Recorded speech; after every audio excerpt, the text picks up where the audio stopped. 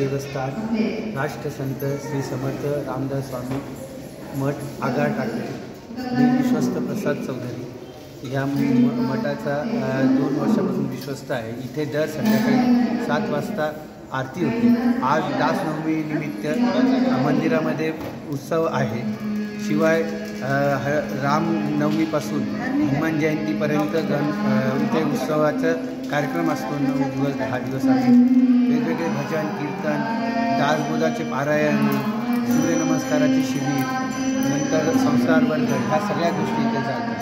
इथे ओरिजिनल समर्थांच्या तुकड्या आहेत आणि पादुका आहेत।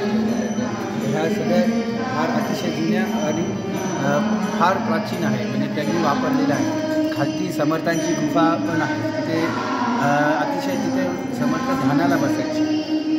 करुणाष्टक लिहिले ज्याची सुरुवात तिथे केली आहे।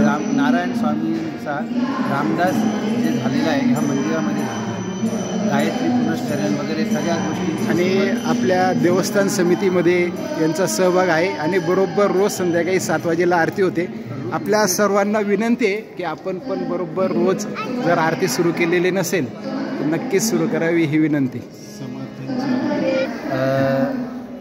रामदास स्वामींनी हिंदू धर्मासाठी व सनातन हिंदू धर्म वाढवण्यासाठी 1200 मठ भारतामध्ये स्थापन केले। त्यातला पहिला गोमेय मारुती जो स्थापित रामदासांनी स्वतः स्थापित तो इथे आहे। हा पहिला मठ आहे रामदास स्वामी सगळ्यात भारतातला पहिला तपश्चर्या केली। धन्यवाद धन्यवाद। 13 वर्ष तपश्चर्या केली। अरे वा 12 वर्ष तपश्चर्या आणि गोदावरीच्या संगमावर त्यांनी गायत्री मंत्राचं पुनश्चरण केले।